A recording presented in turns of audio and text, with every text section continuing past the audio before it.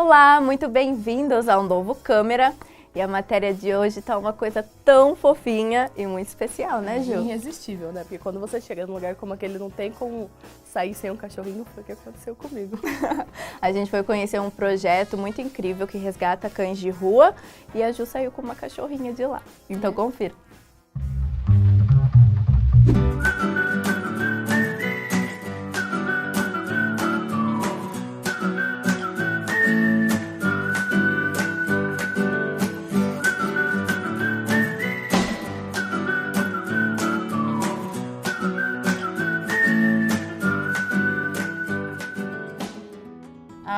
Na verdade, o projeto Tutor é um projeto do Canil Municipal, né, aqui de Piracicaba. E a Patrícia já fazia esse projeto sozinha, hoje totalizando 6 anos já. E há 3 anos eu conheci a Paty e a gente começou a fazer o projeto junto. Aí vieram os voluntários, né, a Thaís está sempre ajudando a gente, a Laís também. E é isso, estamos aí, né, Paty? Estamos aí na luta. São 60 cães, entre adultos e filhotes. A Paty cuida praticamente sozinha a semana inteira, né? A maioria das meninas trabalham e a Paty também trabalha um dia sim, um dia não e dá conta aqui do recado, né? Normalmente quando a gente recolhe uma ninhada, eles passam primeiramente pelo veterinário, né? Para avaliar, fazer hemograma, para ver se tem alguma doença contagiosa ou não, né? Depois é feito o vermífugo, a gente faz a quarentena, que são uns 15 dias, né? Faz o vermífugo deles, aí começa o processo, né? O período certo para vacinação, depois a castração, né? Às vezes a gente vacina, fica doente, perde a vacina, começa tudo de novo. Então, essa parceria que a gente tem com o Canil Municipal, que já há 3 anos que a gente firmou essa parceria, além da castração, eles microchipam esses filhotes. Na verdade, todos os nossos resgatados vão ser microchipados agora, não só os filhotes, e é um meio também de controle, né? Para a gente se escapar ou abandonarem algum dia, a gente tem como localizar.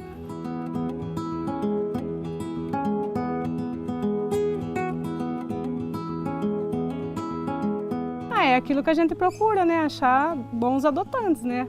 Para não ficar com aquele sentimento que... Porque, na verdade, dá a impressão, eu tenho a sensação que eu estou descartando, né? Porque ficou comigo. Mas não tem o que fazer, né? Senão a gente começa a virar acumulador, né? Às vezes a gente chega a chorar. Ou então na feira sentir que não... Tem feira que eu não quero ir, depende de quem vai. Ou então chegar, né, adotante, a gente falar não. Não, esse daí não. Uma dá um toque todo. Não fui com a cara desse não. Porque você sente, né? Sente, né?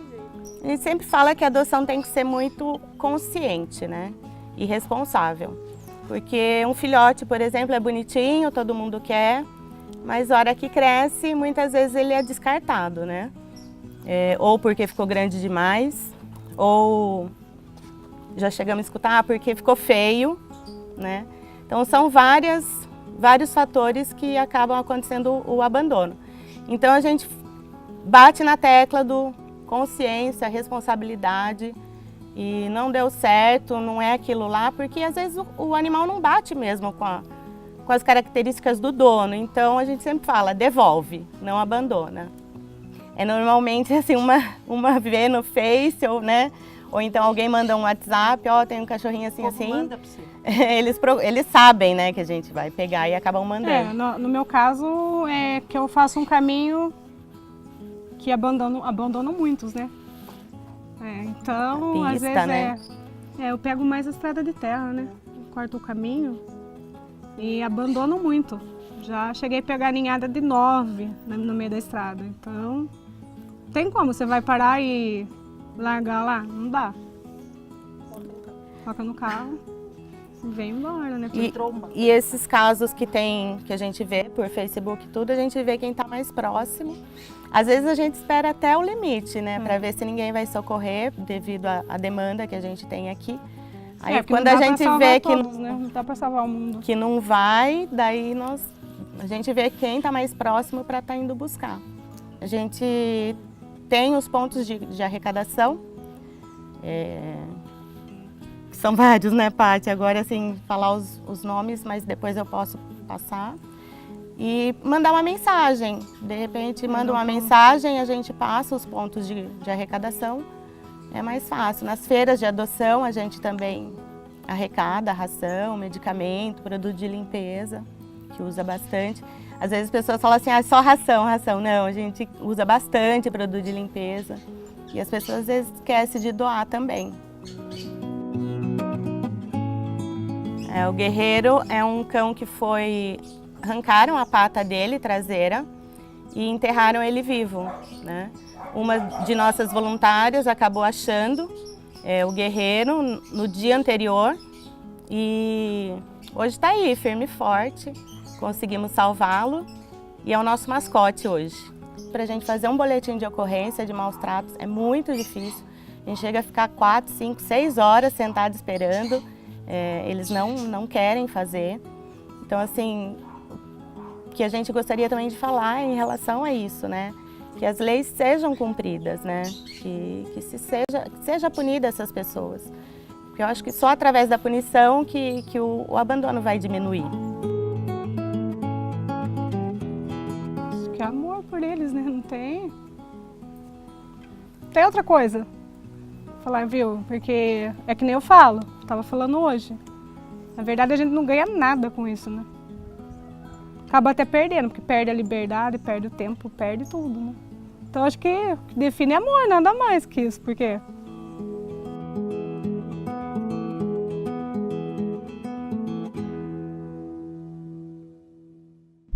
A entrevista de hoje é muito importante pra gente, porque além de ser um produto muito bom, envolve um pouco o sentimento que é daqui do PSEG. A gente entrevistou a Luana há um tempo atrás, né, Lívia? Faz uns 2 anos, mais ou menos. Quando o Sirius começou a ser desenvolvido. E hoje, de fato, ela vai contar tudo o que ele vai propor, principalmente para o MBA Uspesal, que agora é no 2º semestre. Bom, para quem não sabe, há 2 aninhos atrás, a Luana esteve aqui com a gente para falar sobre o Sirius, quando ele estava começando ainda, acho que nem tinha um nome, né, o Sirius. E hoje ela está aqui de volta para a gente conversar um pouco sobre a inteligência artificial aplicada aqui no PSEG. Muito bem-vinda, Lu. Obrigada, muito bom estar de volta. Para começar, o que é a inteligência artificial? Bom, inteligência artificial são programas, né, técnicas que são aplicadas computacionalmente para replicar comportamentos ou pensamentos humanos. Então, basicamente, são programas de computador que são executados, né, programados e desenvolvidos para replicar alguma ação que geralmente é feita por um humano.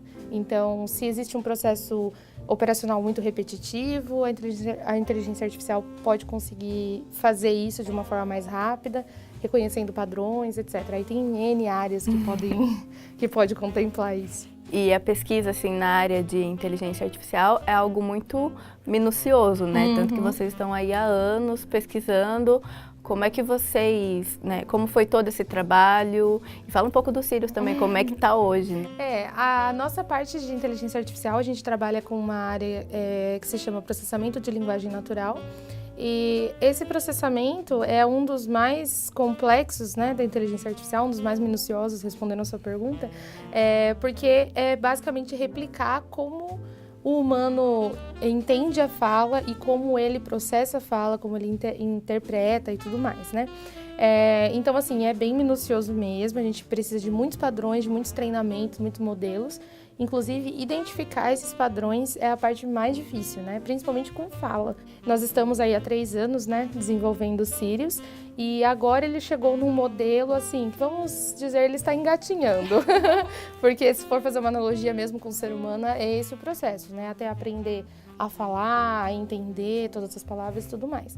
Então, agora a gente está inserindo também pontuações automáticas, então ele entende o contexto de certa forma e insere vírgulas e tudo mais para o processamento automático ficar melhor. Hoje a gente está totalmente envolvido por tecnologias, né? E acredito que as empresas também estão trazendo para dentro delas a inteligência artificial. Como a IA ela é aplicável no mercado hoje, no mercado de trabalho? Bom, fazendo, né, um link com o que eu falei na primeira questão,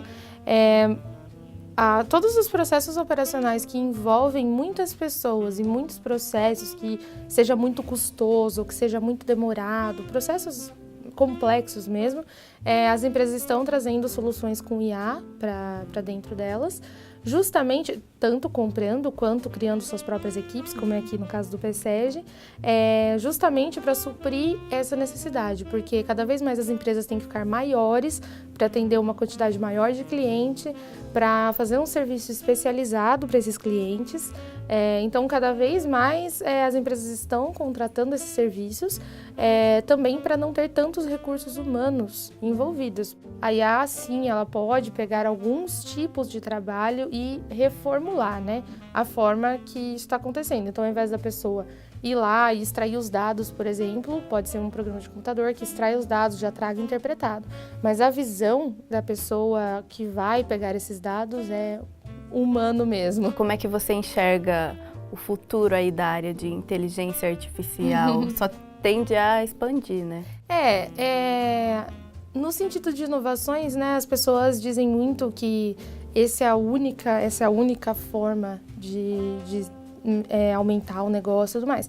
De fato, é uma das formas mais eficientes, mas não quer dizer que as outras maneiras de se programar e desenvolver vão deixar de existir. Isso não faz sentido.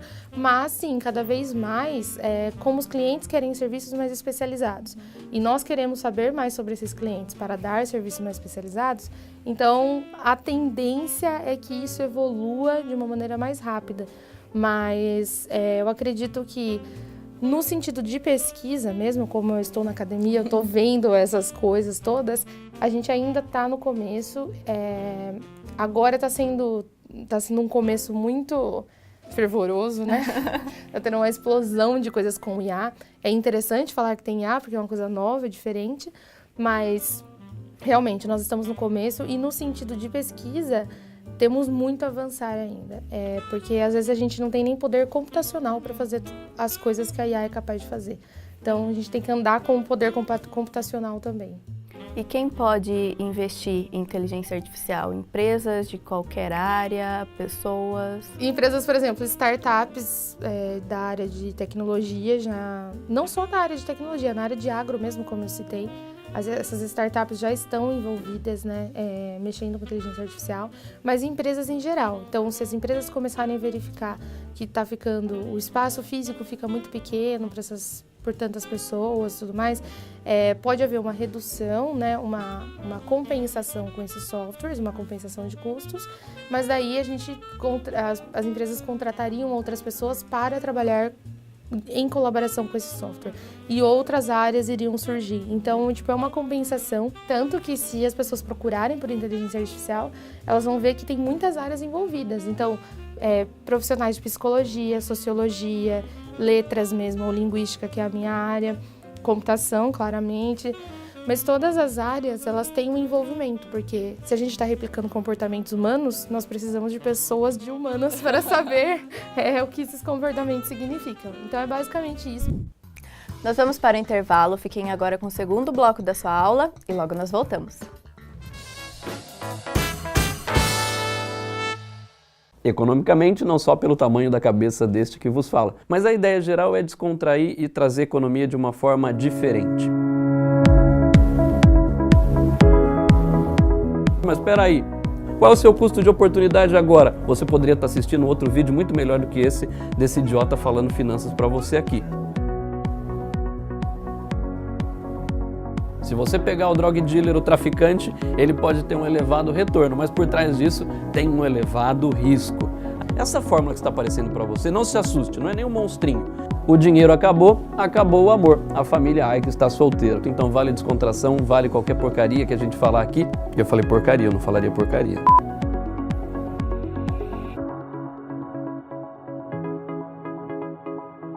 Conto com você neste nosso canal de uma forma diferente de falar economia e finanças. Uma forma descomplicada, descontraída e o mais importante, não é comunista.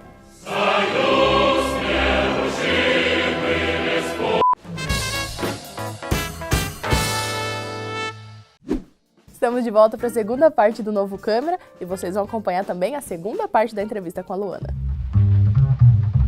E voltando aos Círios, aí você disse que ele estava engatinhando, né? Mas agora nesse semestre a gente já tem novidade para MBA, né? Temos, né? Nesse semestre agora, né, a partir de setembro, final de setembro, as aulas de agronegócios, do curso de agronegócios, estarão legendadas.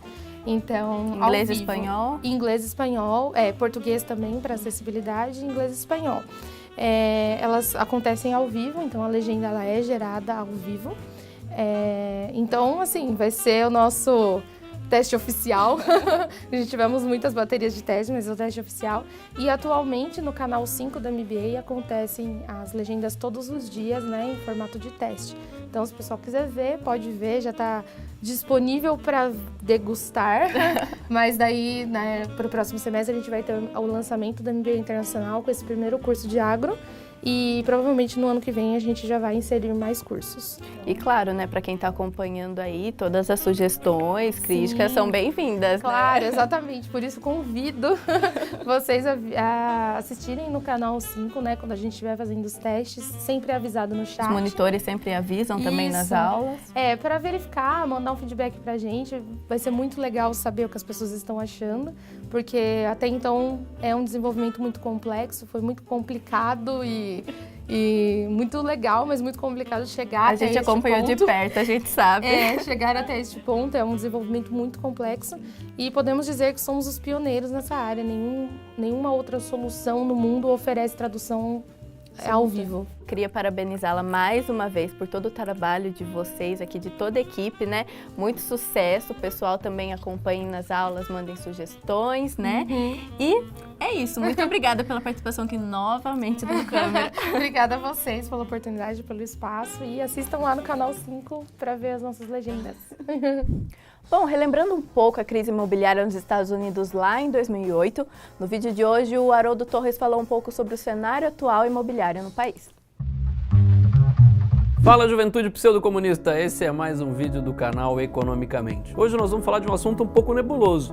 Será que nós estamos vendo uma nova crise imobiliária no mercado americano? E será que nós estamos vendo novamente a repetição daquela bolha imobiliária que estourou em 2007 e 2008 nos Estados Unidos? Se você está interessado, acompanhe com a gente.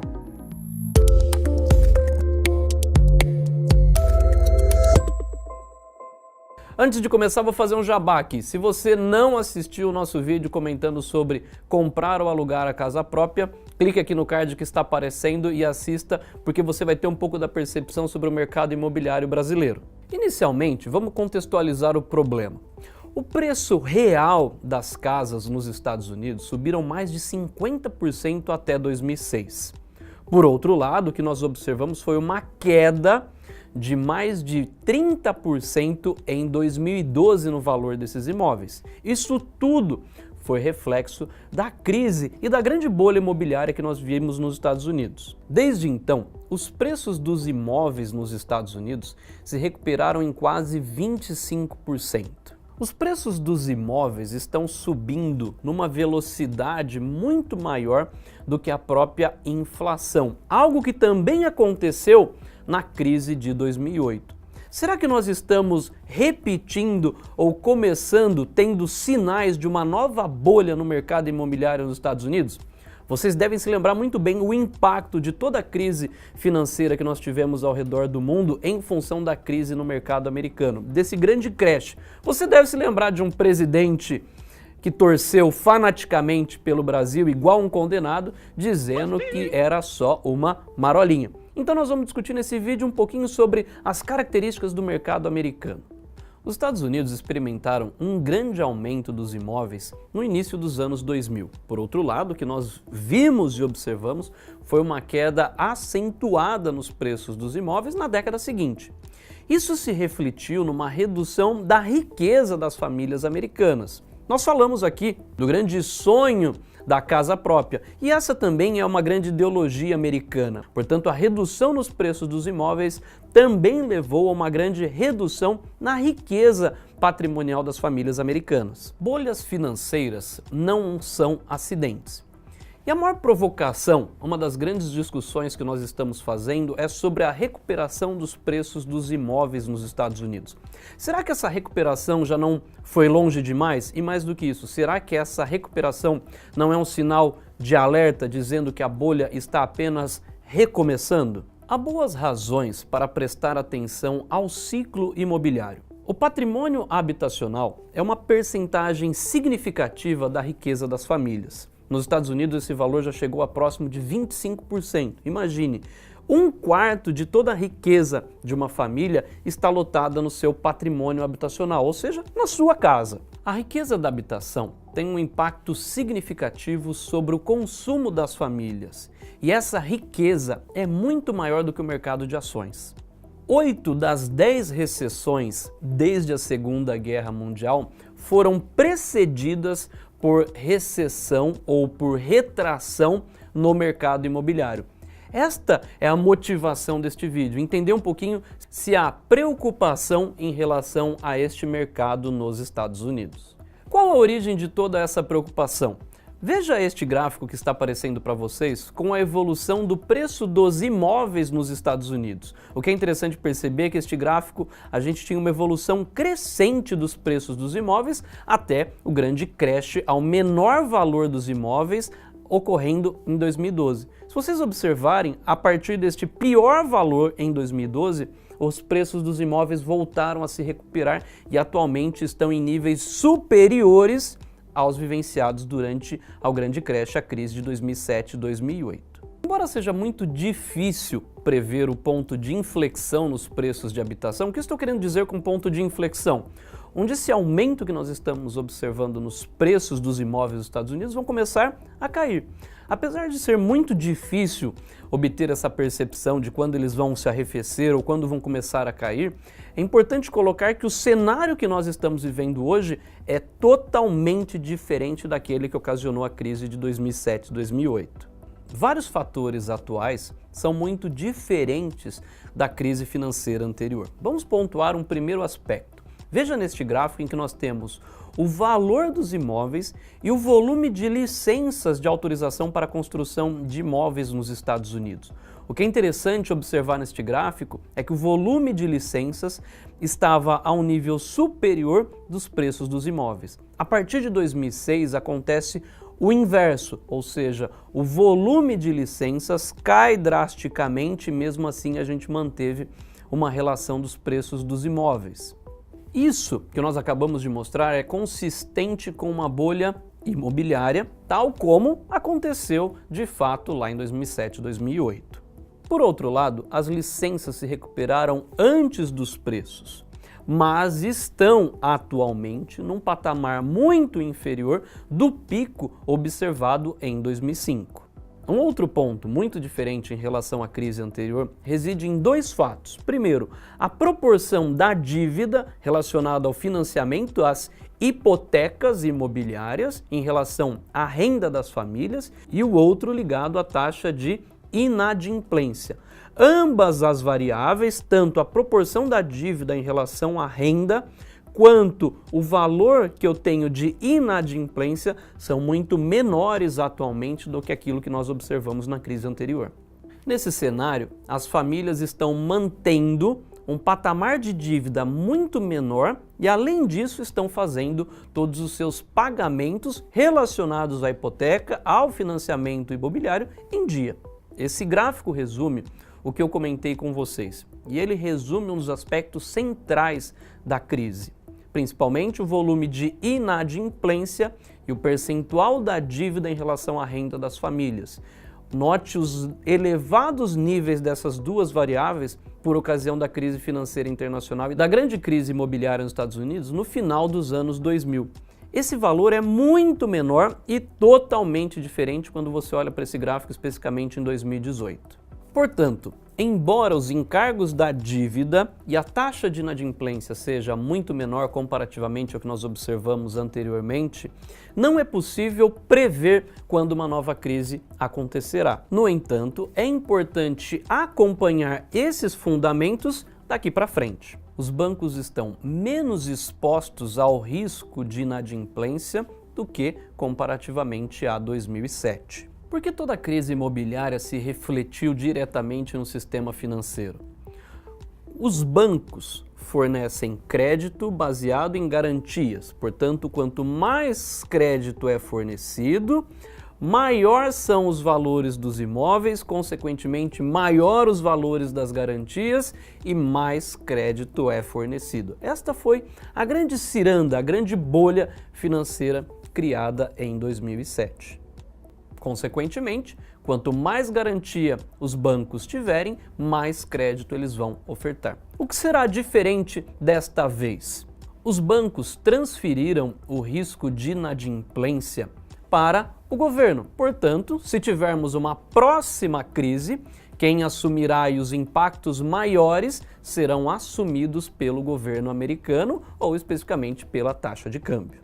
A financeirização da habitação, o que eu estou querendo dizer com isso? O grande papel dos bancos neste processo de financiamento da habitação, ele pode ter efeitos negativos. Quais são esses efeitos negativos? Principalmente sobre os preços dos imóveis, imóveis que podem estar a preços crescentes e, por outro lado, tornando menos acessíveis para outras faixas de renda e pessoas. O que eu quis trazer um pouco neste vídeo para vocês não é, principalmente no mercado, não.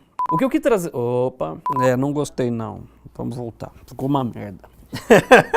O que eu quis trazer neste vídeo não foi a ideia de Cavaleiro do Apocalipse, dizendo que mais uma bolha no mercado imobiliário americano está por vir. Pelo contrário, os fundamentos mostram que as bases, todas as características são diferentes desta vez. Desta forma, a bolha que nós estamos observando atualmente não é uma bolha, mas é um ajuste de um enorme desequilíbrio entre oferta e demanda. No período que antecedeu a crise, o crédito fácil facilitou a tomada desse crédito por pessoas que não tinham condição de honrar com este crédito, o famoso subprime, e mais do que isso, inflou os preços dos imóveis, que gerou ao estouro desta bolha.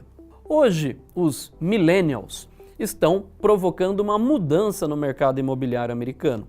Ou seja, isto é reflexo de uma elevada demanda por imóveis e uma baixa oferta, justificando os aumentos de preços que nós vimos no gráfico no início deste vídeo. Eu colocaria uma tagzinha lá, millennials.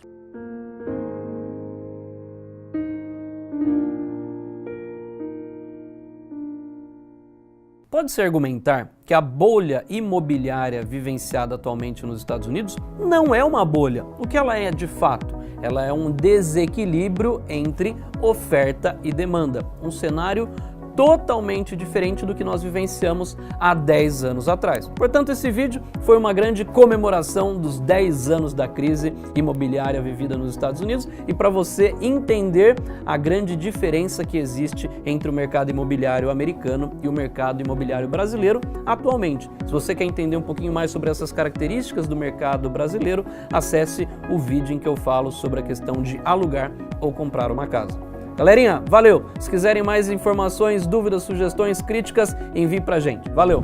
E para finalizar o programa de hoje, a gente vai relembrar um pouquinho que a gente falou a semana passada com a plataforma Solution. Por lá, vocês encontram diversos cursos em diversas áreas, lembrando que aluno MBA Hospesal que tem desconto. É isso aí. E não se esqueçam também de acompanhar o Novo Câmera nas redes sociais. YouTube, Instagram e Facebook.